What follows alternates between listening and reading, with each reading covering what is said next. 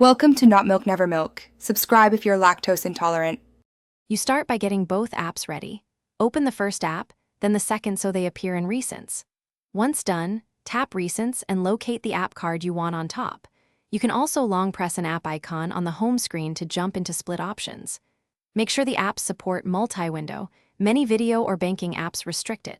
This step moves you from setup to action quickly because you need both apps visible before you trigger split screen. Now you activate split screen.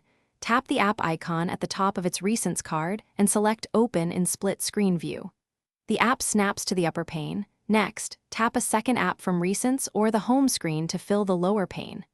If the second app isn't available, drag it from Recents into the bottom space. Make sure to use the divider handle to resize. This is how you prioritize content, because one pane can be larger for read. To finish, drag the divider fully to the top or bottom to close one app, or tap the expand icon to return a pane to full screen. If an app refuses split, try pop-up view as an alternative. That's handy for quick references. If split screen won't activate, restart the app or the phone, and confirm multi-window is enabled in One UI settings. These quick fixes resolve most issues because they clear temporary glitches and restore normal multi-window behavior. Thanks for watching. If this was helpful, leave a like and consider subscribing. See you next time.